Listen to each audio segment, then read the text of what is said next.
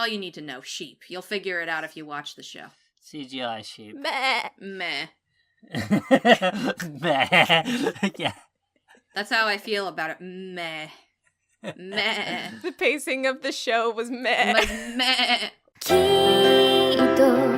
約束だよいつかまた同じ笑顔で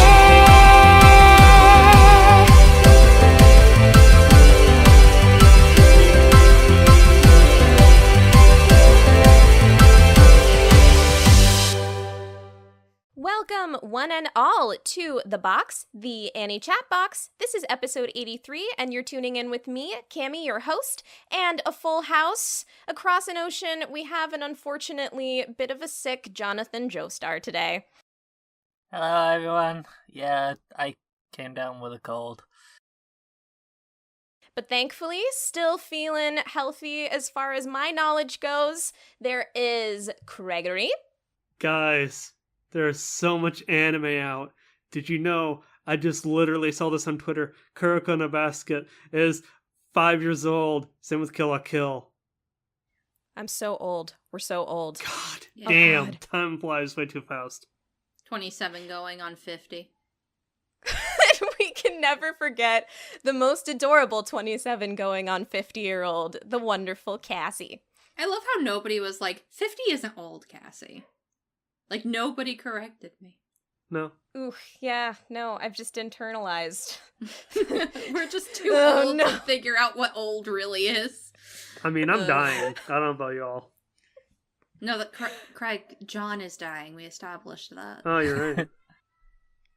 But you know what is very much alive and kicking? Our social links. Oh. Yeah! I did it. Check us out at twitter.com/AnnieChatBox. There is no the there anymore. You can send us some email at anniechatmail@gmail.com. You can listen to us on multiple platforms, including iTunes, Google Play, Stitcher, TuneIn, or SoundCloud. And if you are feeling charitable for this box of very old weebs, you can give us some money at patreon.com/AnnieChatBox. Just like our wonderful $5 patrons, Sarah, CorpsyAnn, Carol, thank you so much for everything that you do. You can check out her YouTube channel at CorpsyAnn. Alrighty then. And then we're going to slide into a double up episode today. It's actually been a while since we've had one of these, I think, because of the seasonal anime picks. Yep, you correct. Yeah, so it's been a while. If for whatever reason you are new and you're not sure what a double up is, we have so much anime on our backlog that we try to push through, and we realized, hey, we should make use of certain episodes to just do back-to-back reviews. So no main topic, which, gives us a little bit of a different shakeup, and we just go review and review. And today is the first double up where we'll be reviewing a couple shows that are actually pretty similar. Mm-hmm. Yeah, it's creepy how similar, really. Mm-hmm. Yeah. So get on your motorbike and join us for a review of Shoujo Shuumatsu Ryokou and Kino's Journey. So we'll start off with Shoujo Shuumatsu Ryokou, or Girls Last Tour. Girls Last Tour is animated by Studio White Fox, and other shows that they have made include Katana Gatari, Devil is a Part-Timer, and actually just those two. I just didn't put an and in the doc. Whoopsies. There's All right. really one show. Katana Gatari, the Devil is a Part-Timer. It's like Yeah, a Panic at the exactly. Disco song title. It just goes on forever. I love it. The synopsis for the show goes, amid the desolate remains of a once thriving city, only the rumbling of a motorbike breaks the cold winter silence. Its riders, Chito and Yuri, are the last survivors in a war-torn city. Scavenging old military sites for food and parts, the two girls explore the wastelands and speculate about the old world to pass the time. Chito and Yuri each occasionally struggle with looming solitude, but when they have each other, sharing the weight of being two of the last humans becomes a bit more bearable. Between Yuri's clumsy excitement and Chito's calm composure, their dark days get a little brighter with shooting practice, new books, and snowball fights on the frozen battlefield. Among a scenery of barren landscapes and deserted buildings, Shoujo Shuumatsu Ryokou tells an uplifting tale of two girls in their quest to find hope in a bleak and dying world. Nice, Mal. Very long, very poetic. I got my work out for the day. So I ended up picking out this show for the fall, I believe it was the fall season last year, and I really, really enjoyed it.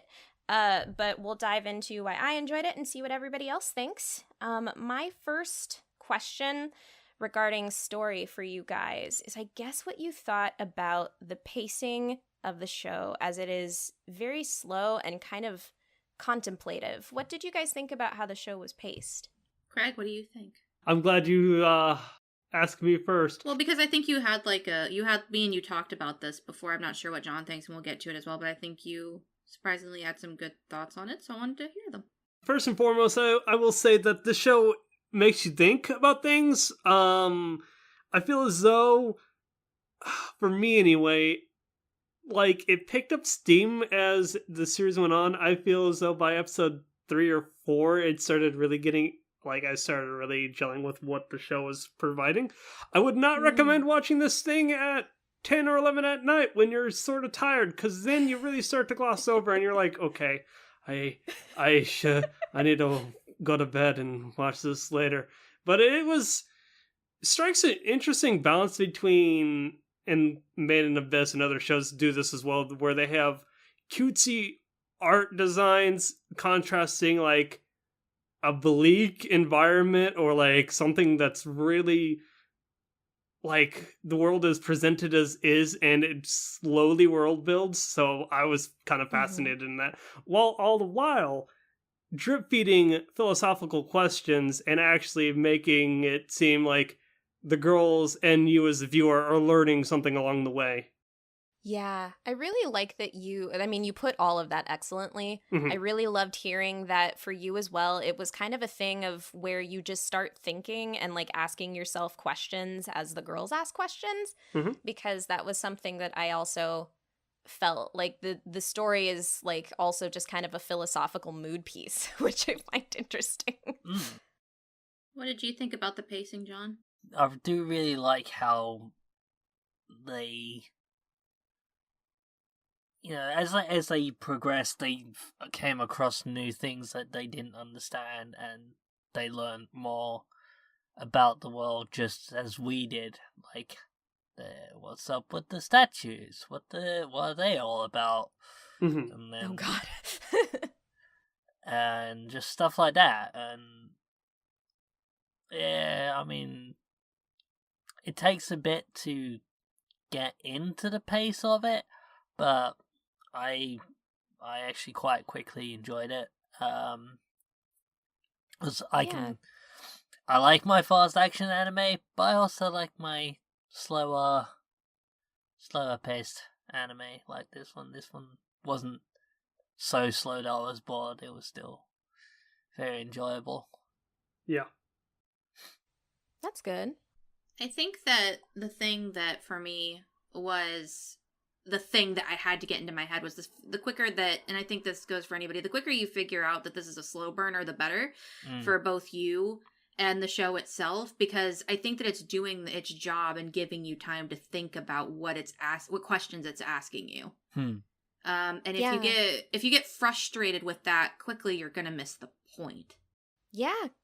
Well said. I think that that's the big thing with, and that's not going to, resonate with everyone, but I feel like if this show had gone quicker than it was, I wouldn't have had time to sit there and think about, wow, here's this really prolific thing this girl just said. Maybe I should think about it, because the things that they say, talk about, and do are things that we can reflect on in a non, post-apocalyptic setting. Yeah. Yeah, very well said. When I first checked out this show, I watched it as it was airing in fall. I was in a very like stressed out place where I was working this preschool job that like stressed me out regularly, and then like, dealing with classrooms with like 2 to 5-year-old kids all day was just like super hectic and had me running around and dizzy, and like I would just come home and turn on this show, and it was like the slowdown that I really needed.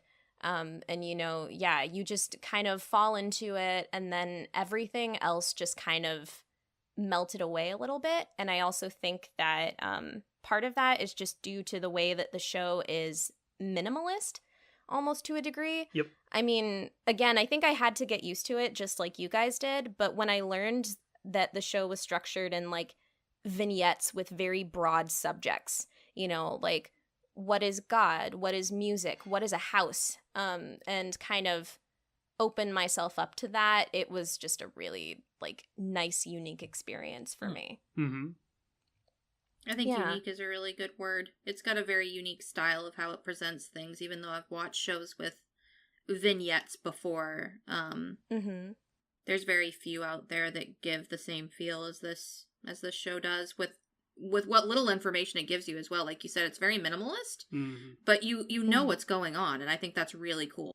It's like an interesting slow burn slice of life. You really just gotta go in understanding that it's asking deep philosophical questions while also being kind of slice of life of these two girls and trying to explore a city and just take in the scenery. Like, I did not anticipate like watching the episodes and be like, okay, this is not only just kind of they're going from point A to point B, but you're also like observing the architecture, the way the cities are built, all that sort of stuff. It's actually pretty unique, and the world itself is very unique in the fact that it's multi-layered. Yeah, it's like tiers. Yeah. That being said, I guess also I feel like we did talk about like where the show is necessarily going like story-wise, but I guess how did you guys feel about how vague some of it was? Because, you know, I don't think that the show goes out to answer a lot of the present questions at the beginning. But again, I think it's also just a separate of like purpose. But I guess I worry that people would, you know, want to know what brought the girls where they are, where exactly they are, like how the world is what the world is, and you don't necessarily get all of those things answered. Was that like upsetting for you guys, or what did you think about it? You got some answers, like some hints about what happened anyway, with some flashbacks.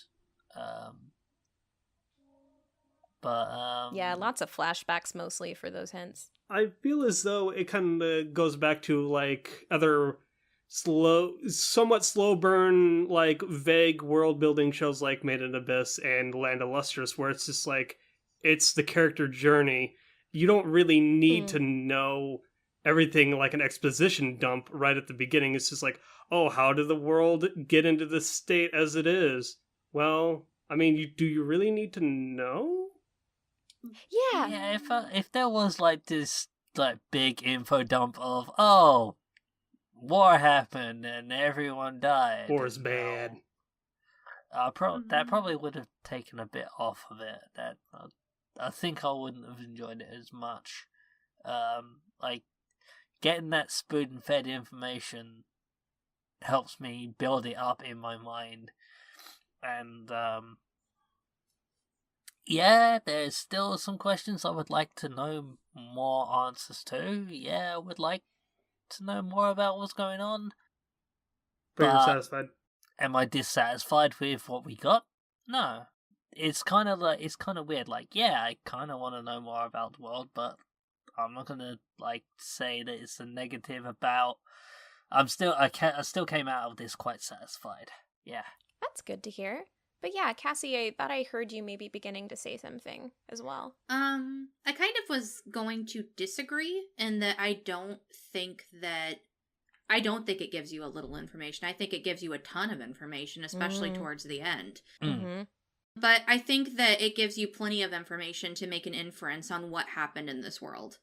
Nice. And where shows like, for example, I know we compared to like Made in Abyss and Land in the Lustrous. I would compare this more to Made in Abyss because it's also that here's a big explanation for what this big mysterious thing is, and we're experiencing that mystery for ourselves. Whereas one of the biggest drawbacks for me with Land of the Lustrous is I had no information whatsoever. Whereas I feel like in this show, in my personal opinion, they give you so much, especially later on, that says, this is what happened, and this is how we, as these two people in this world that are living from the effects of people who made decisions that weren't our own, have had that affect us. Yeah. And it's got a really big... And I think that in and of itself is a big message of the show. So I think that they give you plenty.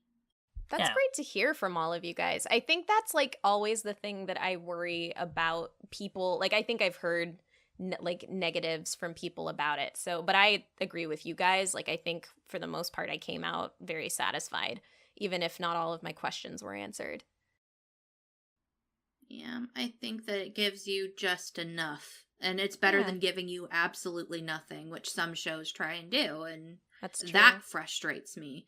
There's a difference, in my opinion, in giving, somebody, enough information for you to try and figure things out as your own, like inference or point of view on the world. And a lot of the times, the way that the flashbacks were shot were almost from your own point of view.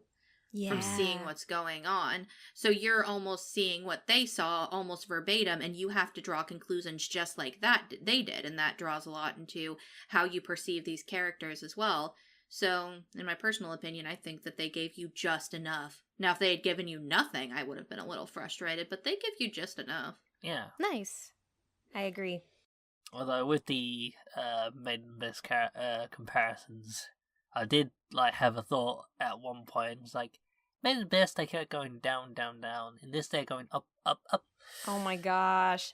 Ah! Yeah, it's a pretty cool comparison. That's awesome. There's also in Made in Abyss, there's almost always certain to be something around the corner, whether it's something nice or bad, don't know. But in this, it's like, is there something there? Probably not. Might be, but probably not. So I think we've encapsulated story really well. I want to know, and there's so many to pick from in this show. So I mean, we don't even have to frame it as like who your favorite character was, but even just I guess what you thought of the characters, because this is a very small casted show as compared to a lot of other ones that we've been reviewing lately.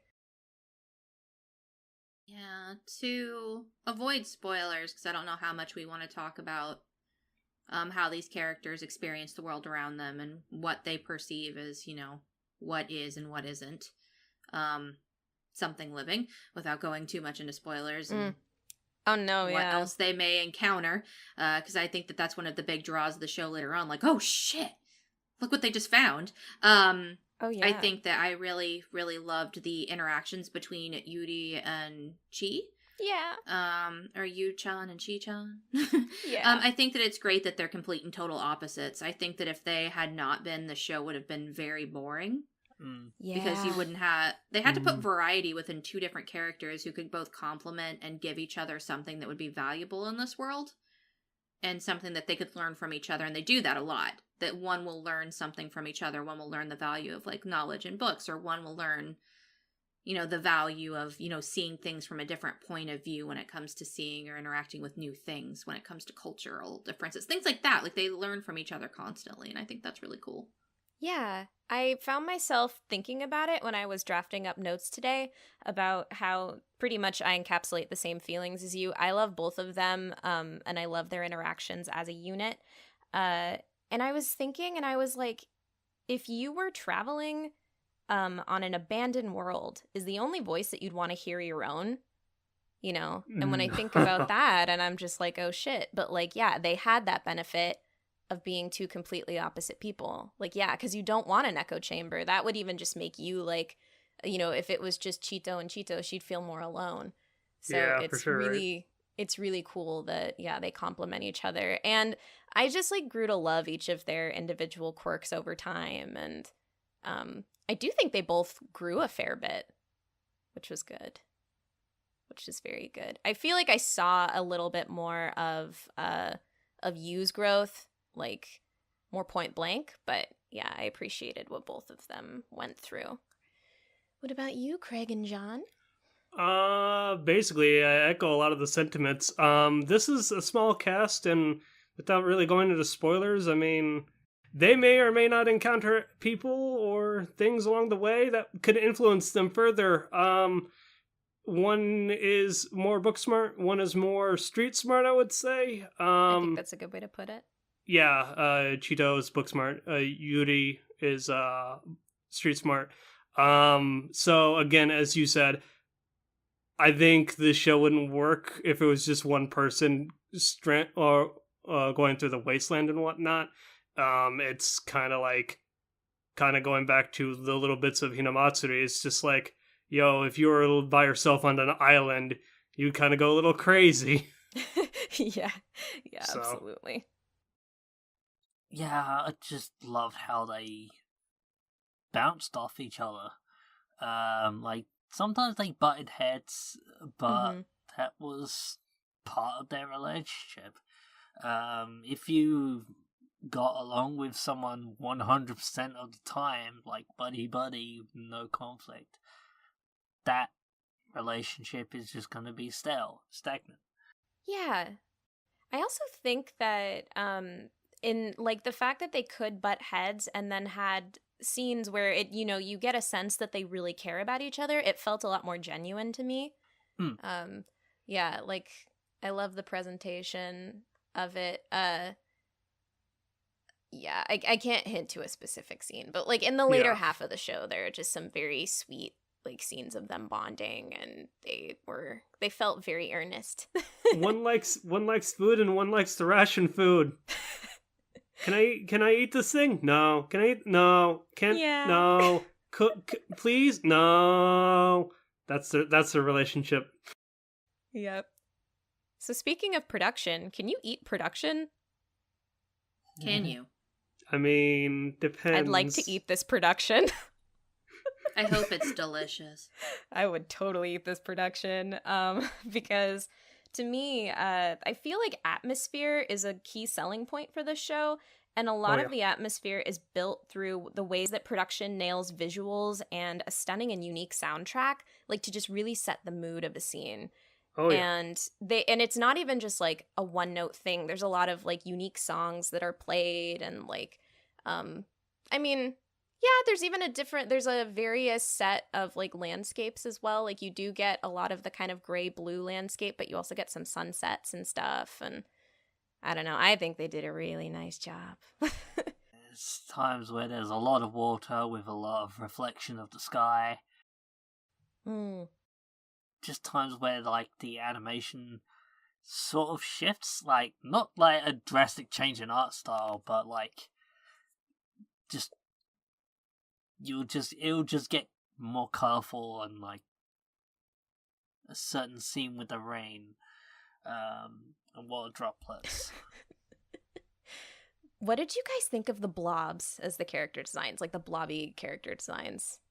I was going to get to that because I think that could be the one detriment that some people could have. I enjoyed it because throughout the years, I've finally accepted my moe overlords and said, okay, I understand that this art style can be used in a very interesting way. It was used in Made in Abyss to really contrast the bleak world, and I think it's doing the exact same thing here. Yep. I agree. And I think it does it very well. I think that it may have lost some of its point without the kind of blobby, literally sometimes blobby character design. But at the same time, if that kind of art style bothers you, like you're just not going to have a good time. That's the only thing that sucks. Yeah, very well said.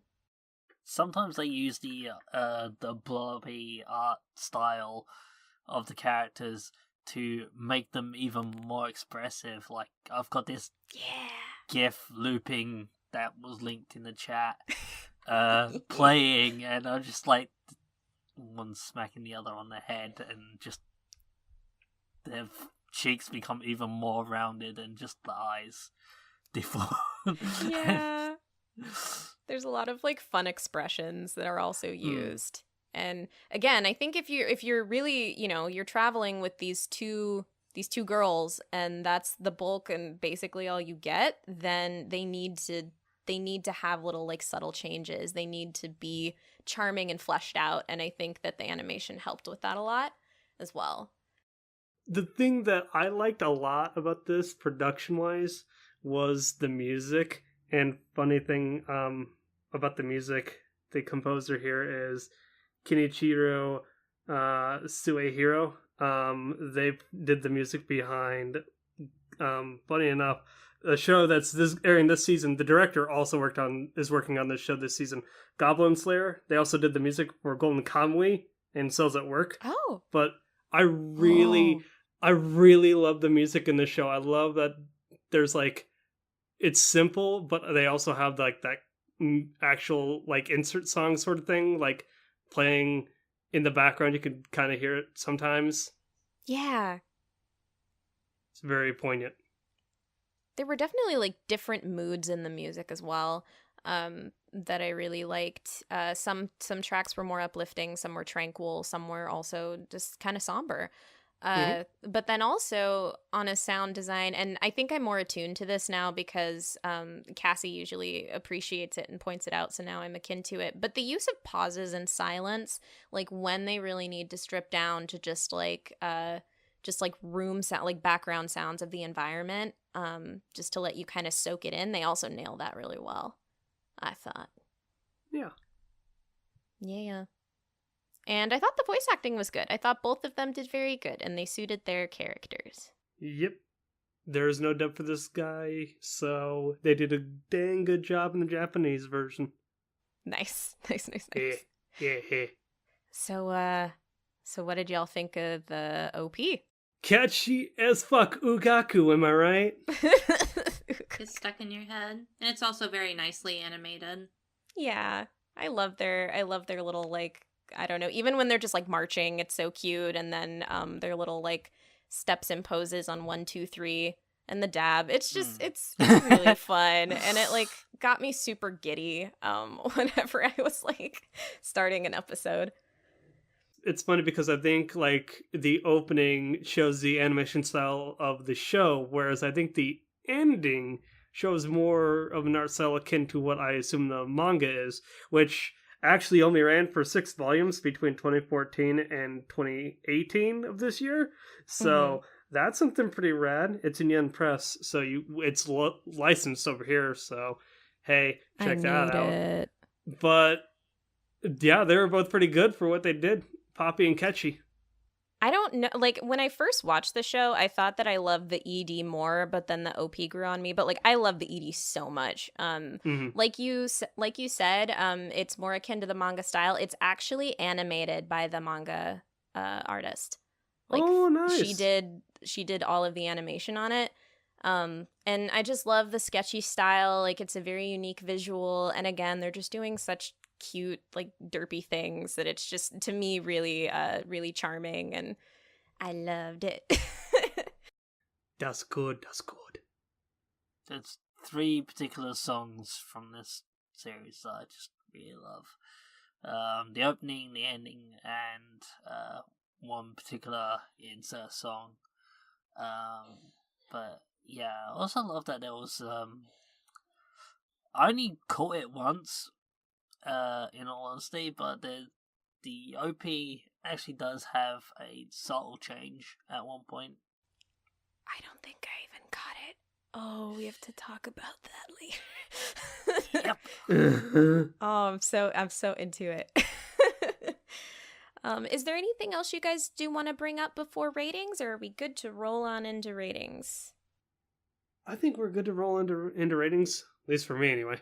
Yeah, I think that the thing about the show is that it's an experience and it's very hard to talk about it without ruining it. So yeah, I mean, there are a lot of vignettes and there's a lot of things to kind of ponder and theorize, but that kind of just like would echo a spoiler cast at that point. Yeah, exactly. I think we won't have a spoiler room too, just because like I don't know. I don't think we need it. Do you guys think we need it? Not really. I feel like it like, yeah, it's just an experience you need to have. Cass did come into my room at one point, and then just without going into context of this, she's like, "So, what'd you think of the ending?" I'm like, "Insert opinion here." Thumbs up. Yeah, I would just say on a vague note that the ending wasn't like I wasn't like 100% satisfied, but it felt like tonally suited to the show, so that made me happy. Like, and by satisfied I only mean that some of it I was like, what? I don't really get it, but No, it was very suited to the show in my opinion. So I was left satisfied. Okay. John, you go first and give us your review. Yeah, I was a bit late getting into this, but then I had to wait for a streaming service to actually offer it to me, because being British, it was initially called by Amazon for Amazon strike. Back in the day, yeah, before that went the wayside. Even though that's not a thing anymore, a lot of the stuff that was in the anime strike, therefore only for America, is still only for America. Thankfully, High Dive came to the rescue for me, and I was able to watch all of it. And I watched all of it in one sitting. Damn! That's actually impressive, because I would actually recommend not watching the show in one sitting at all. Yeah, actually. I could only watch 2 or 3 episodes a night. I would also probably recommend you don't do what I did and watch it all in one sitting, but I still enjoyed it enough that I was able to do that. So that's good. So what's your rating? I really enjoyed this series. I'm still humming and hawing as whether I should give it a like it or love it. Well, your time's up. You gotta pick one. You could always give it a like at 0.5. Like at 0.5. I love it. I love it. I like it. I really like this series. The characters were super enjoyable. I loved their interactions. I loved you know what? No, never mind. I'm saying love it a lot, so I loved it. Dang! Yeah, that was quick. You know what? Yeah, I loved it. I loved the characters. I loved the interactions. I loved finding out about the worlds and how they went about exploring everything. Is that your final answer? Are Yeah, you sure you I don't loved want to it. phone a friend? Like, use a lifeline? I loved Wait, it. that was the Jeopardy. Awesome. Cassie, what about Wait. your rating? Wait, he's got to recommend something. Oh, shit. yeah. That's true. I'm the worst. Okay, please. You're the best. It's true. You really are. How does someone so perfect manage to exist? John, what do We're you just recommend? I recommend people watch Yuru Camp. Similar sort of episodic kind of, like, not quite episodic, but like vignettes and just slow, Comfy feel? relaxing for the most part series. Not as quite bleak outlook on the world setting, but still, it's a cutesy art style and just enjoyable series. So I'll be honest, I would love to see Nadeshko and you just be like, no. can you eat it? Can you eat this? Can you No. eat that? Can we eat it? And yet it strangely works all the same. Yeah. also, like Yuru Camp, this series left me with a huge craving for shortbread biscuits. Ooh, neato. All right, Cassie, what about you? Okay, I'm going to repeat myself and say it's an experience that I think that everybody should give themselves the opportunity to have. There's very rarely a chance when we get shows like this, and therefore they need to be appreciated and at least watched a little bit, I would say, so that you can see if you can have that valuable experience with it. Unfortunately, I don't think it's a show for everyone, but that shows how special it is. It's going to be something that's going to offer a whole lot to a specific group of people who give it the chance to do so. And for that, I really love the show a whole lot. I think it's an experience. That's all I got, because I can't really go too much into anything else without spoiling the experience. So Yeah. I think that you should do yourself a favor and at least watch the first few episodes and see if you can have that feeling, that emotion, and that experience, and ask the questions that the show wants you to ask. Because very often do I sit down and put on an anime and go, wow, I think I'm going to be doing a lot of thinking today. That's actually kind of what I want the opposite of most of the time, if I'm being completely honest. And that's one of the reasons why I wouldn't recommend this show for binging. Yeah. I think that it's something that needs to be digested slowly. I know John had his reasons, but hopefully you viewers at home don't have those same reasons and can kind of enjoy the slow burn at your own pace. Nice. For ultimate anime recommendation, we are going to review a kind of reboot of this later, but the original Kino's journey is amazing and thought-provoking and reminded me a lot of this show, and that might be why I ended up enjoying Girls Last Tour so much, is because it reminds me so much of Kino. The original Kino, if we're being specific here. I think that a lot of the questions that are asked and masterfully crafted are very similar in both shows, so definitely check that out. Nice. Okay. Yay. Your turn, Craig. Alrighty. As I said at the beginning of this review, I'll say it again here. This show is a show to, and again I echo Cass's sentiments here where I say the show isn't really meant to be binged. It's kind of like a show you can just watch a few episodes, maybe an episode, and then just kind of move on with your day, kind of think about it. What I really liked about the show and what stood out was not only the characters, because it's a slice of life of two girls and a post-apocalypse, but it's just the characters, the world itself is a character, and just seeing their interactions with the environment, how they change, and they're not the same people at the end of this journey. I mean, it's like, but at the same time, they're going to keep on adventuring. They're going to keep on doing what they're going to do. They're going to go and live out the rest of their lives and hope for the best and that sort of thing. So ultimately, I really like this show. I didn't expect to really like it. Again, I say don't watch the show when you're tired, because you kind of need to actually have an active brain to think about what's going on. And then let's see here. For alternate anime recommendations, I recommend a show that's kind of similar in some regards. School Live, or Gakkougurashi. It's similar in the sense that it's kind of like a post-apocalypse, but it's offset by cute poppy colors and cute girls in a high school. But then they gotta like face reality and kind of like learn to survive and that sort of thing. One is obviously a lot more in your face and kind of spoopy, versus Girls Last Tour, which is kind of just like, chill, man, chill. So, yeah, that's what I recommend. Awesome. Also, I just can't get over the world itself as a character. That's poetic as heck. I think someone's been watching too much Girls Last Tour. Shit.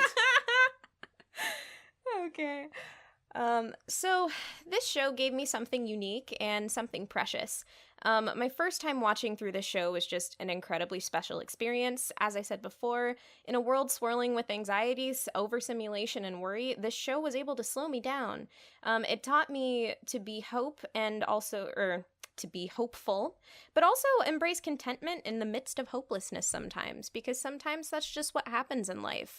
You're put here and everything could be a little scary or be a little just like unfamiliar. And I mean, life itself is just a journey, and this show kind of taught me, don't question the journey, just go and embrace the discoveries that you can make. So I love this show a whole lot. Nice. And for an alternate anime recommendation, I'm going to go with Mushishi, because Mushishi, I think, is another very, like, tranquil, thoughtful show. I think that it is a bit more somber than Girls Last Tour a little bit, but it also actually kind of, not vignettes, but it is episodic as well, so that's kind of another thing if you like that pace.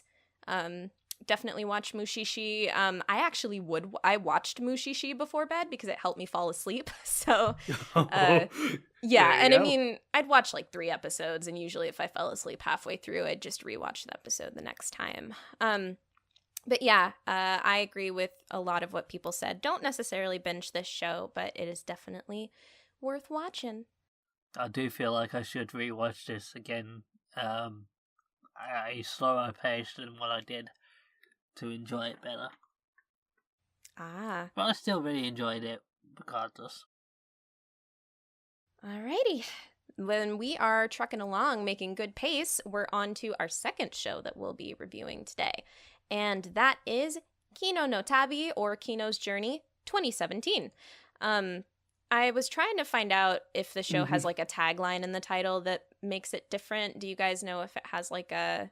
Yeah, The Beautiful World. The Beautiful World, okay. The Beautiful World, the animated series. Also, just to give you a heads up, I'm not in this review, so I'm about out. Oh, All right, okay. it was nice seeing you. Yeah. Peace out, Craigie. y'all. Hanging Have out. fun. Bye. I actually forgot about that because I didn't finish this show, but I was like, I'm going to stick around for the review. So, all right. I'm happy you're sticking around. You can give your insight on what little you have watched. Oh, yeah. I'm happy to. Because I got like 4 or 5 episodes in, and then I just didn't, I'm a disaster with time management, so I didn't finish it.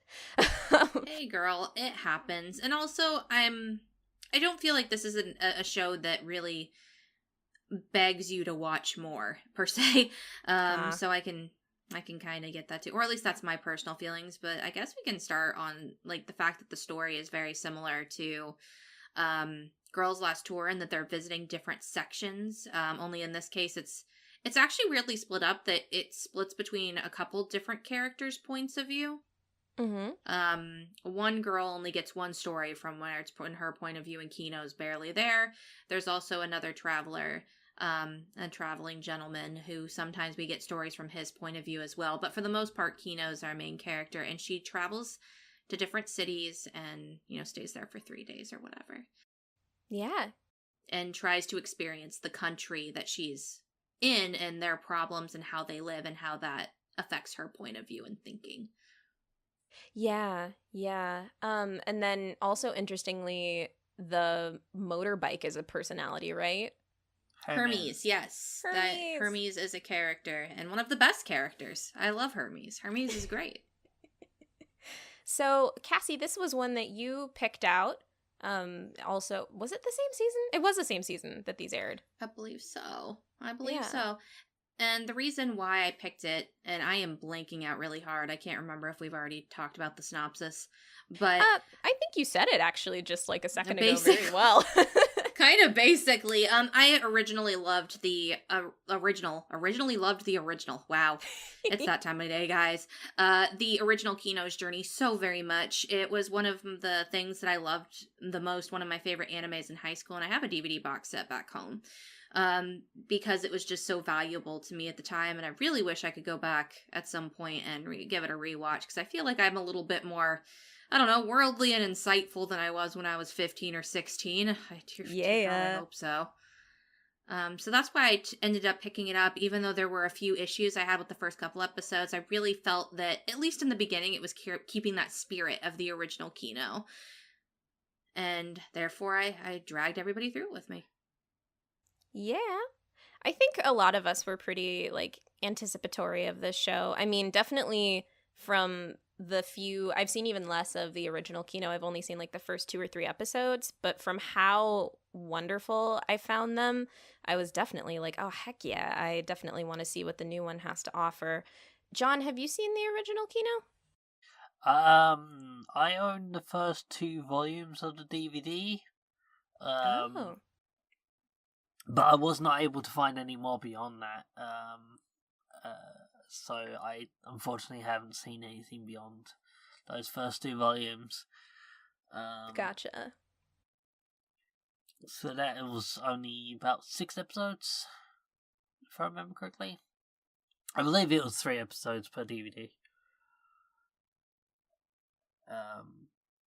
And yeah, I'd been meaning to try and track down the rest of the series and actually finish watching the original series, but I never did. But this was an opportunity to get more of it and actually enjoy it.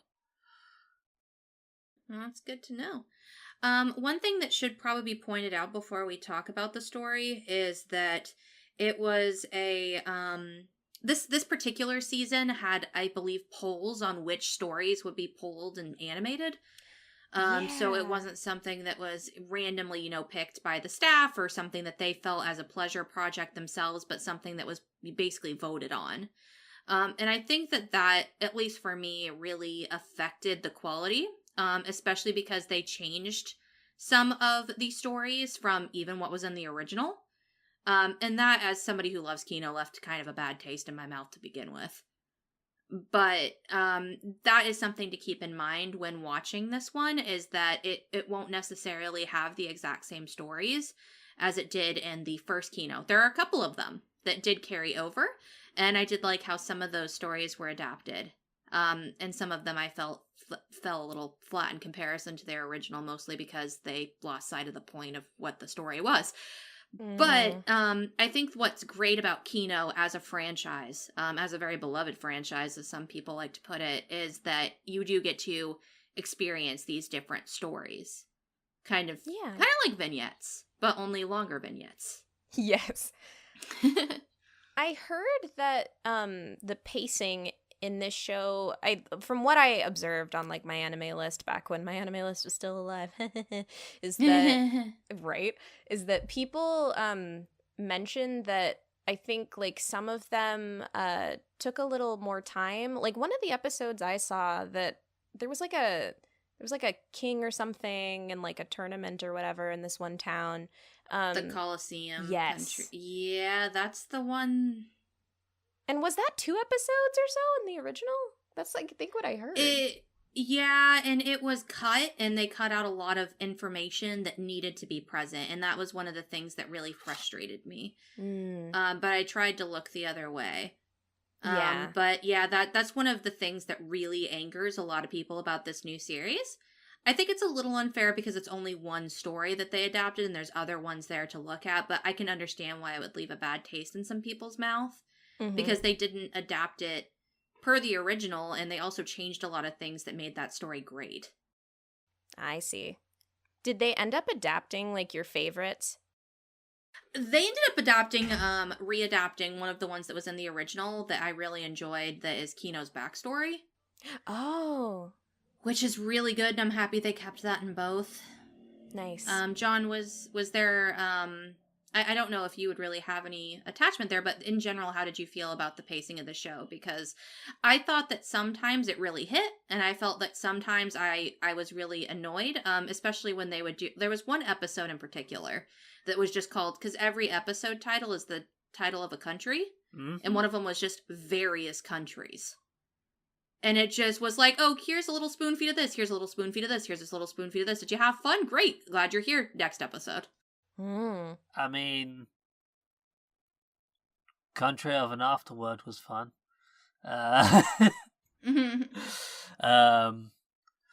Which is part of that various countries episodes. Yeah, the pacing of that one was like, okay, it was just snippets here and there of various things. Okay, that was a thing. Next episode. And yeah, hearing that I didn't actually see the original version of the Colosseum country before, so yeah, that episode was just kind of there in this one to me. I didn't have any prior attachment to it, so I wasn't disappointed by it, but it wasn't any like major standout thing beyond introducing some characters and referencing some characters that I never met because I never finished the original series. Did you feel like it was hit and miss as well then, or did you feel like overall you felt the pacing was good or bad? Or it was a bit hit and miss, yeah. Some episodes were very well paced and I really enjoyed them, but yeah, some of them it was just like, okay, so that one happened. I guess I'm moving on to the next episode. I think watching this after watching Girls Last Tour was a curse. Yeah. Was it curse? Yeah, it was a curse. Like, in the best way, but it was just like, oh, here's this show where, like, things, like, vignettes are very well paced and the mood is always consistent, at least for the most part. Whereas in Kino, it can be really well done, or it just could be all over the place. And it's very frustrating. I also, John, I wanted to get your take on this. I feel like episode 11 and episode 12 should have been switched. Or it just should have ended at episode 11. I don't know what your thought on that is. Yeah. Yeah. Or maybe we could just make the ending not exist. Like, just take that episode out. I'm laughing. Yeah. Sheep, folks. That's all you need to know. Sheep. You'll figure it out if you watch the show. CGI sheep. Meh. Meh. Meh. Yeah. That's how I feel about it. Meh. Meh. The pacing of the show was meh. Meh. However, I do think that there were some episodes. I think that the episodes that were really well done did stand out because of the more mediocre episodes, though. There were a couple episodes that if I were to, for the love of God, send somebody down to watch just, Kingno's Journey, The Beautiful World, the 2017 adaptation, I would say watch this episode, watch this episode, watch this episode. Ignore everything else. Because that's one of the great things about this show is that I think where in Girls Last Tour there was a progression. Yeah, there was an ultimate through line in Girls Last Tour. They're at least, going up to a floor. This one is more labeled as kind of more of an open journey. So you could technically watch them for the most part in any order, except for when some characters are introduced. Yeah. Oh, that's a good point. Which could be something that could be valuable or not valuable, depending on what you want from your travel anime. Or your philosophical asking questions anime. Plus motorcycles. Plus, not motorcycles, motorbikes. Good old, I love Hermes. Hermes is so good. But I do think that much like Girls Last Tour, but maybe not as much in this adaptation, it does make you ask some very interesting questions. Yeah. I think the story does do that at least minorly well. I feel like you'd get more of a sense of like exploring culture through Kino because it's a populated world and each country is very different. So that's also pretty cool. Yeah, and that's really what the main draw to Kino's Journey is in the first place. And I'd even argue in this version, that's the draw. It's getting to experience different people and what you as a person ask questions about when it comes to observing other people because of your own culture and thoughts and feelings. Nice. And that's what makes the original Kino also extremely brilliant because in my opinion, it does it a little bit better. Noted. I'm excited to talk about characters because y'all probably know who my favorite character was. Who was your favorite character? It was the dog. Dog is pretty good. I can't remember what his name was. Do you? Oh my god, it was like Shiro, Shino, something. I think it was Shiro. Riku. I'm an idiot. His name was Riku. That was the name of the dog, the big fluffy dog. Yeah, I liked him. He's pretty cool. I like Riku. And Shizu was the name of the owner. And Shizu is someone we get kind of a point of view from occasionally as well. But yeah, Riku's pretty good. I wouldn't blame you for liking Riku. Are you correct? Shizu, I was surprised when we had one episode completely like from Shizu's perspective. Yeah, that happens again later on as well. It's interesting and strange. I'm not sure how I felt about it. Because it is in the original novel that he is like an established character moving around. I don't believe he was in the original, but I could be wrong. I think he was in the Colosseum, but I can't remember if he appeared more. This again shows how much I need to go back and rewatch the original. But yeah, it was really odd when it switched character perspectives like that. Yeah. But yeah, who did you guys really like in the cast? I actually really like T. Which one is that? T, I don't think you would have met. T is the character that Shizu was taking care of. Oh, no, I think I did meet her, like, the first time she comes around. Yeah, she's a little girl. Yeah. Yeah, she does some fishing using hand grenades. Dang. She does a lot with hand grenades in the series. But we actually see quite a bit of character growth with her, and I just end up really latching onto her in particular. Just how blasé she acted at times, but like she had moments where it was like, yeah, she actually is thinking a lot more than she's probably letting on, and then we're giving her any credit for. And I don't want to say too much, but yeah, That's fine. That's she fair. ended up being. I really enjoyed her in the end. Nice. Very nice. I know you loved Hermes, Cassie, and then was Hermes your favorite character? I think that the character that like surprised me the most is you meet a character named Photo at some point, and I thought that her story was one of the ones that Ooh. took me off guard the most. So if we're Yeah. talking about other people's perspective outside of Kino's, I'd probably say that Mhm. her story was the most intriguing and the most oh fuck, and the one with the best message. Nice. I feel like. Yeah, And also the hardest to watch episode, not because of we'll get to production later, but because it was just genuinely heart-wrenching and painful. And I really enjoyed her episode. But now if we're talking about main cast, and yeah, Hermes was just so sass, and I loved him. And Hermes and Kino's relationship was just very beautiful and well done. In both series. How was Kino compared between both seasons or both shows? I liked Kino. I think that they did okay with her. I think that, especially because they left her backstory in, which really would have frustrated me otherwise. I think that they did pretty decently with her character and how she views each country. I did wish that there was a little bit more of the stoicism of the first series available. But I think that it's nicer to see a different take on her character, because I think they did okay. What do you think, John? yeah, I agree. There felt like more moments in the original where she just was like, "Yeah, I'm a badass, deal with it." Whereas this series, like, she had more moments where that edge was taken away. And whether that's a good thing or a bad thing is kind of going to be up to person. I did still really enjoy her character. I don't think she was diminished. She felt a bit more human. But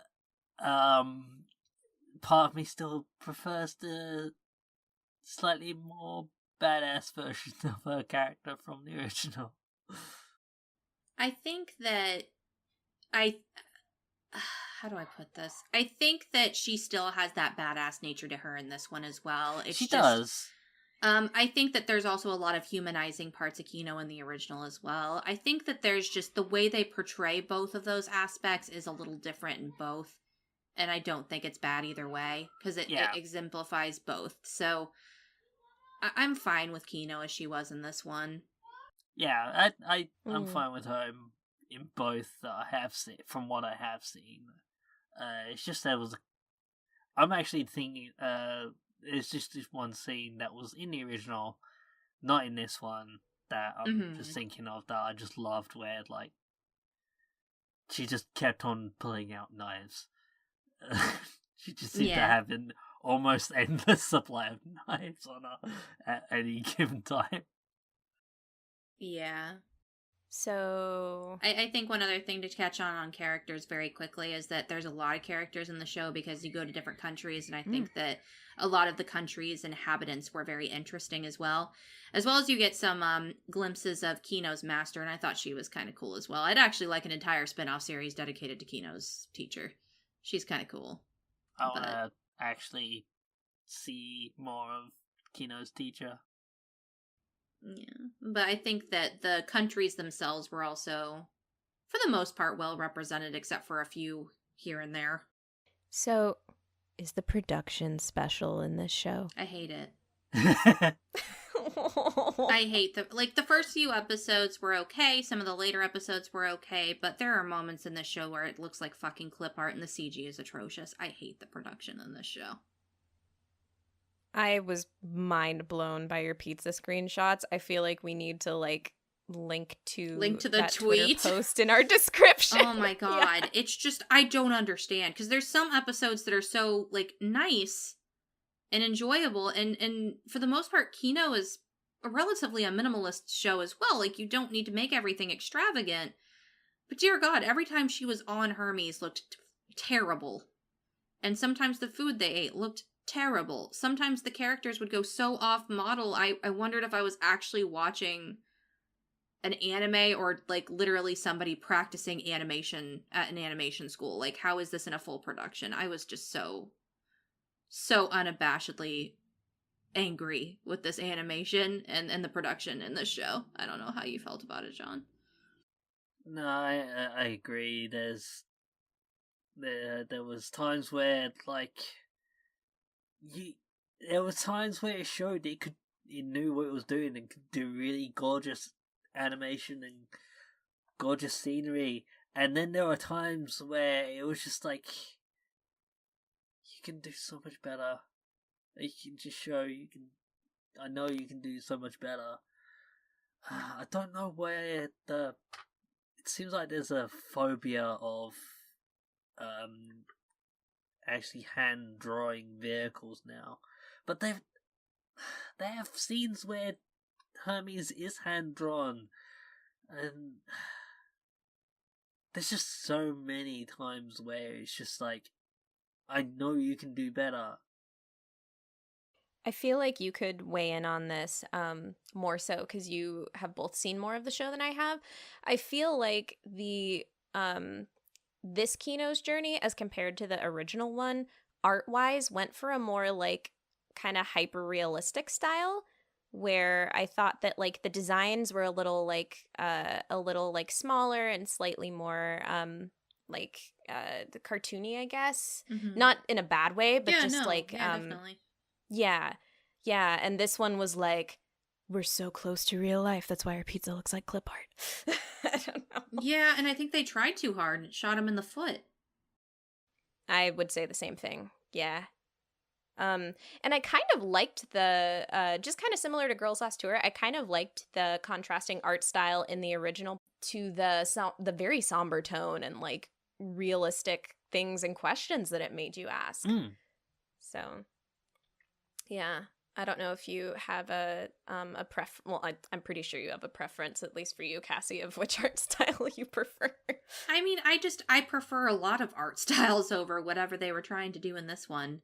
I think that I was misled because I thought that, oh, hey, the CG will stop at the motorcycle, and it really did not. Right. The sheep in the last episode are some of the worst CG I've seen, period. It's just so bad. The CG in this show is just so awkwardly integrated. In addition to the, as you put, the hyper-realistic style they're trying to emulate, it just looks bad. It's stiff as well. And, yeah, you can do CG, you can do people riding on vehicles and still have it be fluid. You can still get it to fit in better. Going back to Girls Last Tour, I noticed that there were times where the girls riding on the vehicle, and that was actually CG, but that was more, it's a bit too fluid. And those also, it was also further zoomed out further. It was more it's just going to be easier for us to have it CG in this wider angle view. Cassie and I noticed that the way that the CG was framed in Girls Last Tour sometimes made it more bearable. There were a couple times that it was too upfront in our face, and we were yeah, it's a little weird looking. I forgot to talk about that. I think I was just so floored about singing praises about it. I forgot to mention the couple of things that I didn't like. And that's the thing, with Kino, like John mentioned, it's not always far away. Sometimes I think the worst ones were when she was on Hermes, and they would be writing and she would be talking at the same time. So then you had like lip flaps on the CG model. Ugh. And it was like, why Yeah. did you do this? Why? Why did you do this? Who thought this was a good idea? Yeah, I feel like Girls Last Tour did that once, and then they were like, okay, we know this was bad. We're not going to make this mistake again. If you want to use CG, fine, but at least incorporate it in a way that's not going to make it look worse than it already is going to look. CG is something that I've like started to recognize as a necessary evil, especially when it comes to vehicles in anime and so on and so forth. It's been used for years, and I just need to shut up and start, appreciating what people are able to do with it. But if you're already gonna take that and make it worse, it's just grating on the eyes. It's no point. Sorry, go ahead, John. I just had a rant. It's alright, but like, yeah, the CG in Girls Last Tour, it was there, but it was far more few and far between. Or at least or it was incorporated well enough that I didn't care, or I actually still was able to enjoy it. In Kino's journey, pretty much any time the CG was on screens, and this. Here's the thing: anytime she was on the motorbike, there would normally be CG. You know how often she was on the motorbike? Yeah. Every goddamn episode that she was in. It was like, there were times where it was just a close-up of Kino, and, like, you couldn't see the bike at all, because it was, like, a low angle with the sky behind her, and so they didn't do that in CG. I was like, yay. But then there were times where, like, she was driving along on the motorcycle and leaning, and they didn't actually animate her leaning over. They've just had the whole solid model tilt. And I was like, that's not how that works. To give a few points of good things I liked about the production, when they really wanted to dump their budget, eyes could look really pretty in the show. Ooh. They did it in the very first episode at the very beginning, and then there were a few shots in episode 11 especially. I feel like they dumped a lot of budget into episode 1 and episode 11. Yeah. In particular. I think episode 11 had some of the most fluid animation in the entire show, which isn't saying a whole lot, but it was there. So they do have the potential. I just think that they probably budgeted weirdly. Or they had people who were not particularly familiar with, animating a bicycle. I don't know. But there were moments that I really saw some splendid animation in the show, but they were few and far between. But they were there.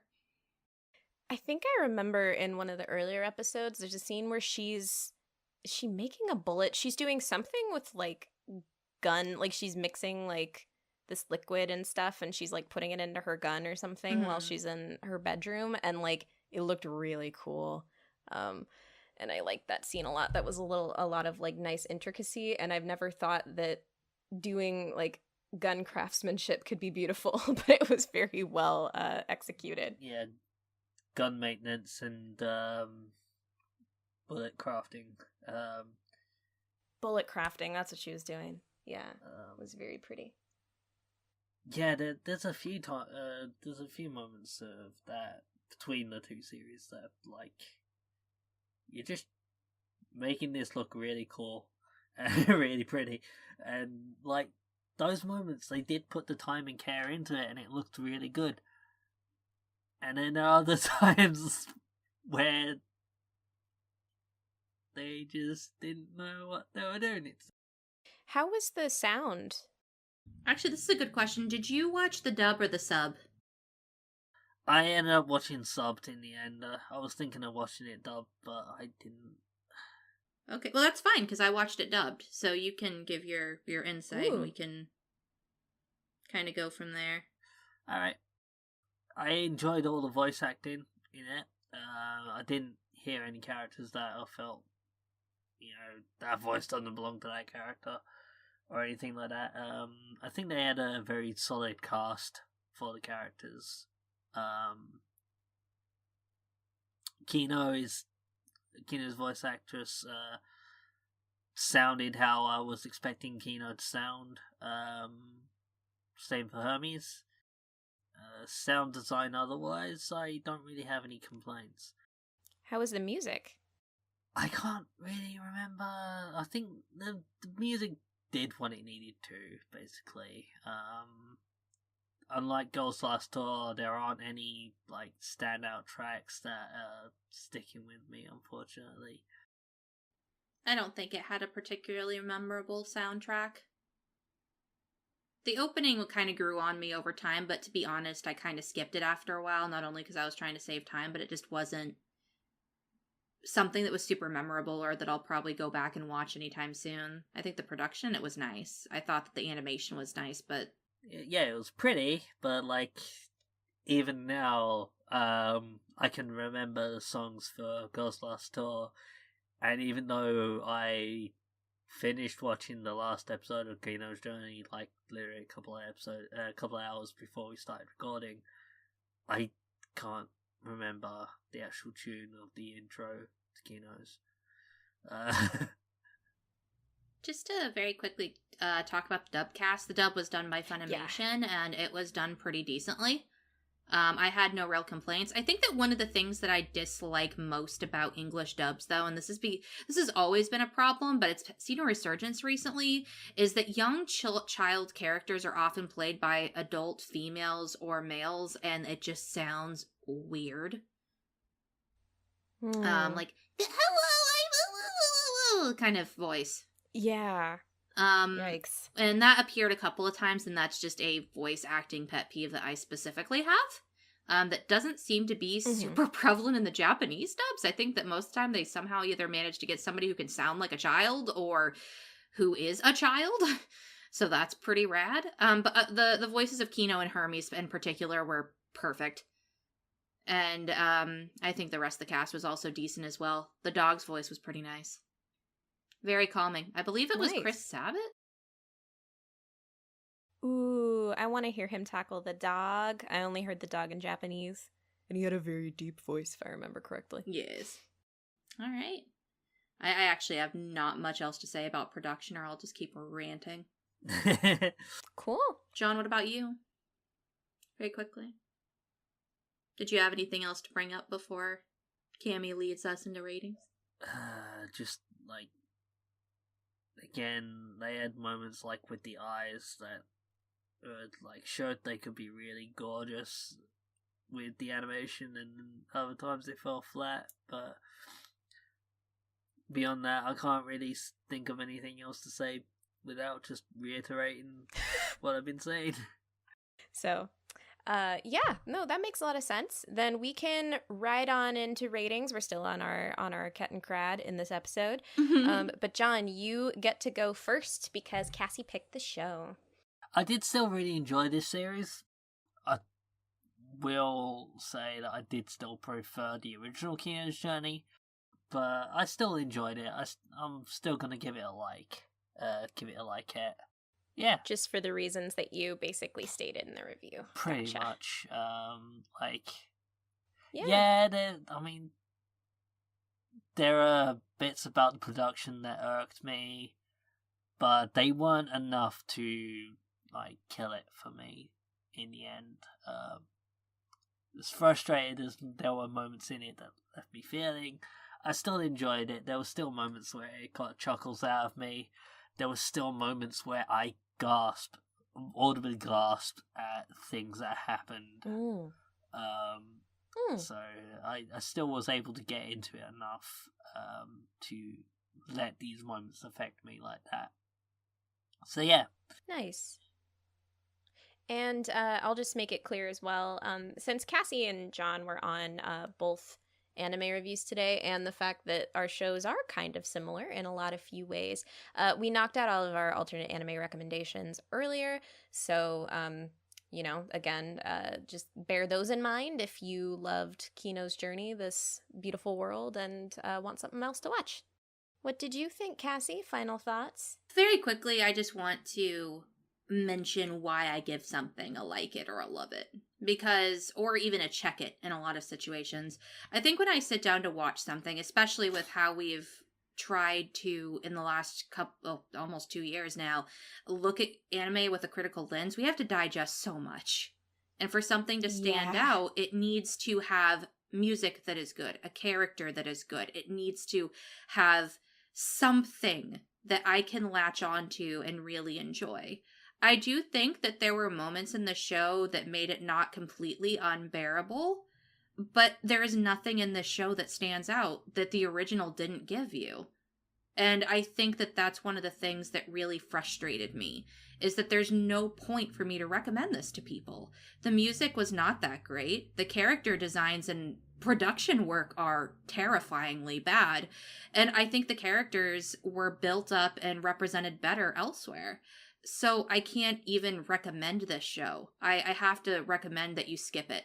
I can't, in good conscience, recommend this show to anybody when the original exists and you can have a much better overall experience with it. And that's why I feel the way I do about it. I didn't enjoy the journey, as it were. I thought that I was trudging to get through this. And, you know, with me having my little nostalgia goggles on, you'd think I'd be able to overlook things, but I just really can't. As someone who's a huge Kino's Journey fan, the original 2003 series, I was hurt. I just was so let down. Yeah. And I can't get over clip art pizza. Like, I can't recommend a show to somebody that has clip art pizza. So I'm going to give it a skip it on my end. Fair enough. Alrighty. Yeah, I mean, like you were saying, definitely with nostalgia goggles, like that even just made me think though, like that it is sometimes you think you could just like back something, but I mean, I had a very similar experience with Sailor Moon Crystal. Oh, God. A lot of similar reasons. Cough, cough, production issues. So I totally get where you're coming from. I just wanted to throw that out there. Because that was relevant. That is extremely fair. I think that's because I felt very similarly with Sailor Moon Crystal. It's just, I can't. I just can't. Yeah. Sometimes you just can't. But yeah, so we did the thing, guys. We did our double up. We did it. I'm so proud of us. Yay. So that being said, we have reached our destination. We're going to go look off into the wonderful sunset and see what life awaits for us. Thanks again for tuning in to Annie Chatbox, episode 83. Don't forget to check out our sister podcast, rival podcast, friend podcast. There's a lot of names. Save Our Progress, that Craig is on, along with Zach, who has guest starred on our show many times if you're an avid listener. So give them a listen as well. And I don't know, have a good night, everybody. That was beautiful. Aw. The part of staring at the sunset, not the part where you mentioned Save Our Progress, but they're beautiful people as well. They're imprinted in this. There's like a little disclaimer in the sun that says, "Hey, don't forget to plug Save Our Progress." Is that a picture of Craig's face slowly fading into the sunset, like they do sometimes in those movies, with them having a little thumbs up? Oh my god! I never knew I needed something so much in my life. Listen to me, everyone. You never know where life will take you. Bye-o. Bye-bye.